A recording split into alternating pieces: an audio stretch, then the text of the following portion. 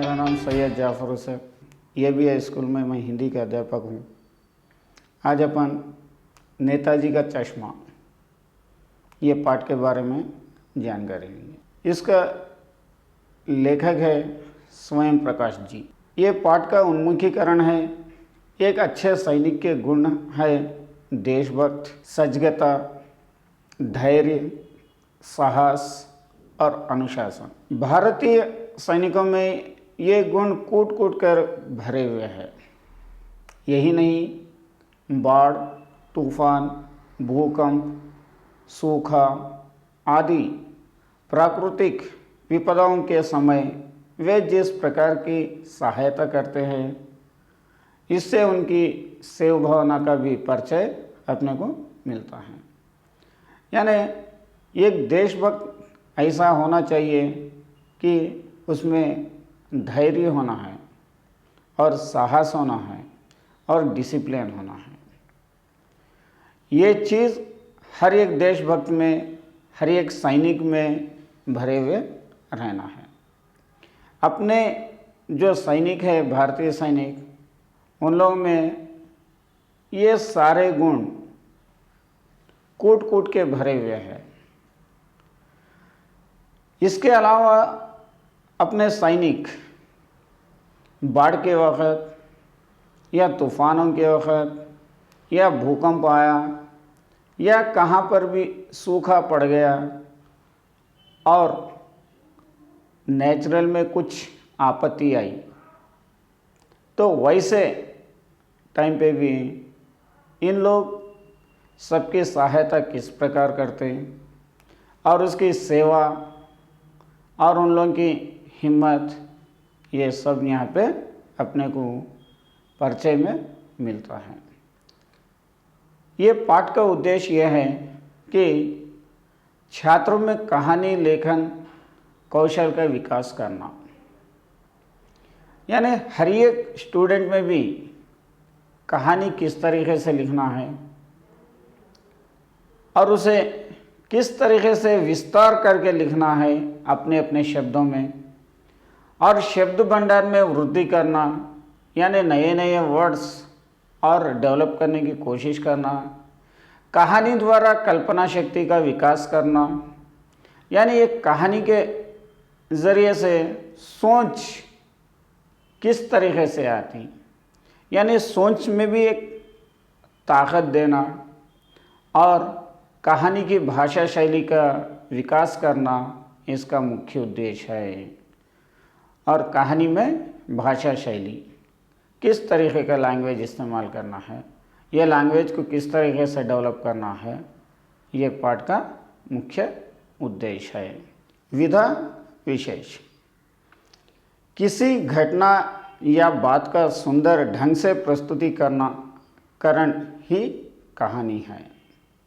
यानी कि कौन सा भी एक इंसिडेंट हुआ, वो इंसिडेंट का यानी तो किसी बात का सुंदर ढंग से, एक खूबसूरती से उसको प्रस्तुति करना, ये कहानी का विशेष है। कहानी एक लघु आकार की गद्य रचना है। कहानी क्या है?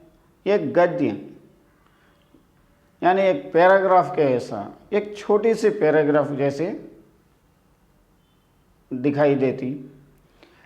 कथा वस्तु, पात्र, संवाद, वातावरण, भाषा शैली, उद्देश्य आदि इसके तत्व हैं। क्या है इसमें? कहानी में पहले स्टोरी क्या है, उसके कैरेक्टर्स क्या हैं, उसका बातचीत क्या है, यानी कल्पना शक्ति क्या है, और वातावरण यानी वहाँ का माहौल क्या है, भाषा शैली, लैंग्वेज किस प्रकार की इस्तेमाल करना है, और उद्देश्य क्या है, ये कहानी आखिर मोरल क्या बोलना चाह रही, ये सब इसके तत्व हैं। यह एक ऐतिहासिक कहानी है। अब जो अपन पढ़ने जा रहे हैं नेताजी का चश्मा, ये कहानी एक ऐतिहासिक कहानी है। इसकी शैली वर्णनात्मक है। इसकी जो कहानी है अपन सोचने वाली है। अब अपन लेखक स्वयं प्रकाश जी का परिचय ले लिए। तो स्वयं प्रकाश जी का जन्म सन 1947 में इंदौर मध्य प्रदेश में हुआ। 1947 में इनका जन्म हुआ।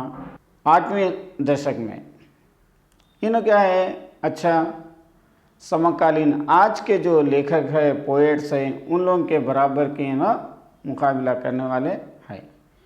इनके 13 कहानियाँ संग्रह प्रकाशित हुए हैं। इनके पूरे 13 कहानियाँ प्रकाशित यानी मार्केट में आए हुए हैं, जिसमें सूरज कब निकलेगा, आएंगे अच्छे दिन भी, आदमी जात का आदमी और संधान उल्लेखनीय है। इनके कहानियाँ देखिए आप, सूरज कब निकलेगा, आएंगे अच्छे दिन भी, आदमी जात का आदमी और संतान, यानी आदमी किस तरीके से रहता और संतान यानी सोसाइटी में किस तरीके से मिलजुल कर रहता, उन लोगों से क्या है, ये सब यहाँ पे बताया गया। मध्यवर्गीय जीवन के कुशल चित्रे स्वयं प्रकाश के कहानियों के वर्ग शोषण के विरुद्ध चेतना है, तो हमारे सामाजिक जीवन के भेदभाव के खिलाफ प्रतिकार का स्वर भी है। जो इनके कहानियाँ मध्यवर्गीय यानी मिडिल वर्ग के ज़िंदगी के बारे में यहाँ पे बताए जा रहे हैं, तो भी उन लोगों का सामाजिक जीवन कैसा है, उनका भेदभाव क्या है, भेदभाव के खिलाफ क्या चल रहा, उसकी आवाज़ क्या है, ये सब यहाँ पे बताया जा रहा। रोचक किस्सा गोई शैली में लिखी गई इनकी कहानियाँ हिंदी के वाचिक परंपरा को समृद्ध करती है। जो रोचक यानी इंटरेस्टेड कहानियों में इन्होंने लिखे गए कहानियाँ ज़्यादा उभरते हुए आ रही है। विषय प्रवेश यानी लेसन में अपन जाने से पहले आखिर ये लेसन क्या है। चारों ओर सीमाओं से घिरे भूभाग का नाम ही देश नहीं होता। चारों तरफ दीवारें रहती है, वो दीवारों के बीच में जो ज़मीन है वो अपना देश भाग नहीं होता, यानी चारों तरफ से बाउंड्री से डाल लेके रख लेते हैं, वो अपना देश नहीं होता। देश बनता है इसमें रहने वाले सभी नागरिक, नदियाँ, पहाड़ें, पेड़ पौधे, वनस्पतियाँ, पशु पक्षियों से। देश किसे कहलाते हैं? देश का मतलब है कि यहाँ पे सभी नागरिक यानी हर मज़हब के इंसान रहना है, और यहाँ पे नदियाँ, पहाड़ें, पेड़ पौधे, वनस्पतियाँ यानी जड़ी बूटियाँ, पशु पक्षियाँ यानी जानवरों से, पक्षियों से खिलता हुआ जो भूभाग रहता है वही अपना देश है, उसे देश कहलाता है। इन सबसे प्रेम करने तथा इनकी समृद्धि के लिए प्रयास करने का नाम देशभक्ति है। यानी ये जो सारे चीज़ें हैं, जैसे कि नागरिकों के लिए, नदियों के लिए, पहाड़ों के लिए, पेड़ पौधों के लिए, वनस्पतियों के लिए, इससे जितना प्रेम करते और इसके लिए जितना प्रयास करते वही प्रयास ही देशभक्ति है। इस कहानी में देश के निर्माण में सब अपने अपने तरीक़े से सहयोग देते हैं। क्या है ये कहानी में देश के लिए, देश को आगे बढ़ाने के लिए, देश को डेवलप करने के लिए हर एक इंसान भी अपने अपने तरीक़े से अपनी अपनी मदद करते हुए आता है। बड़े ही नहीं, बच्चे भी इसमें शामिल है। बड़े बड़े लोग ही नहीं होता, यहाँ पे छोटे छोटे बच्चे भी हों तो दुनिया को आगे बढ़ाने के लिए, देश को आगे बढ़ाने के लिए मदद करते रहते। हलदार साहब ने पानवाले से पूछा, क्यों भाई, क्या बात है? यह तुम्हारे नेताजी का चश्मा हर बार बदला कैसा जाता है? यहाँ पे कहानी में एक किरदार निभा रहे हलदार साहब और पानवाले और चश्मे वाला।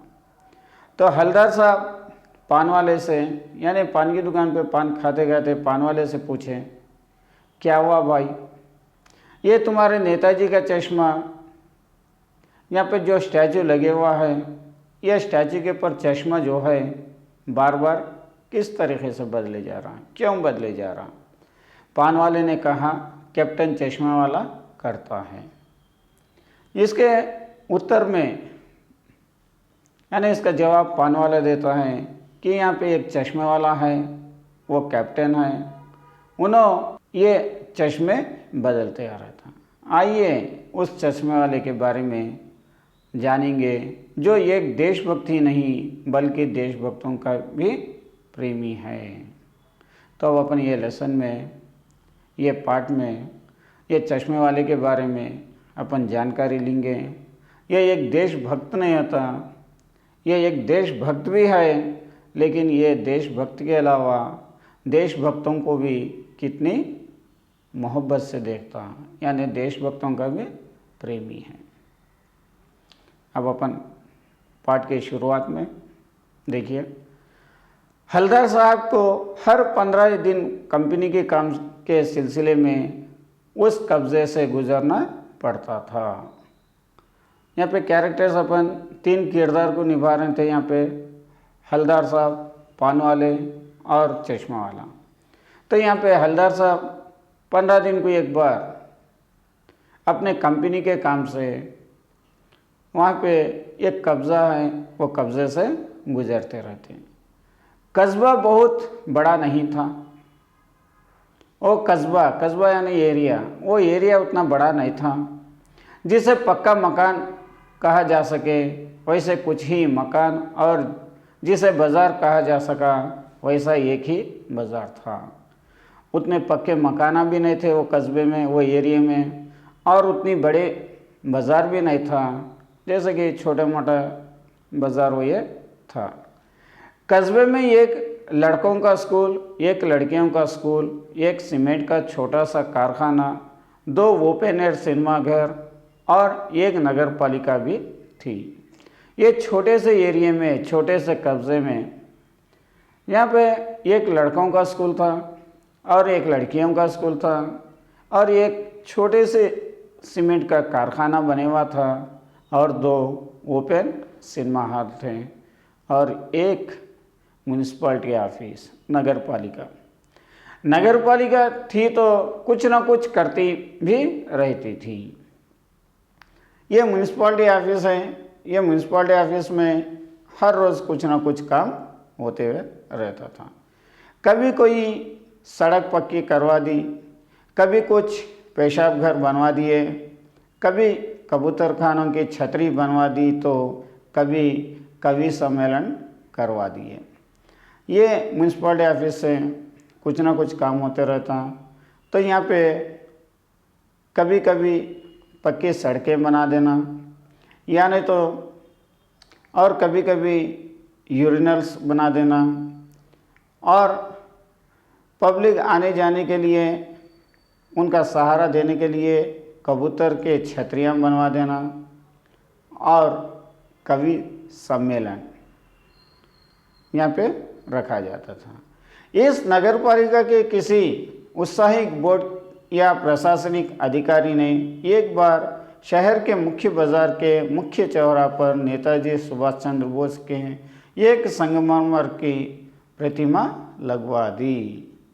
ये म्यूनिसिपल ऑफिस के एक ऑफिसर, एक बोर्ड मेंबर वहाँ पे, यानी वो कब्ज़े में, एक वो शहर में एक मुख्य चौराहा पर, यानी एक चौरस्ते पे नेताजी सुभाष चंद्र बोस का एक संगमरमर की प्रतिमा लगा दी। ये कहानी उस प्रतिमा के बारे में है। ये जो नेताजी का चश्मा पाठ है, ये कहानी ये स्टैचू के बारे में, ये प्रतिमा के बारे में है, बल्कि उसके भी एक छोटे से हिस्से के बारे में है।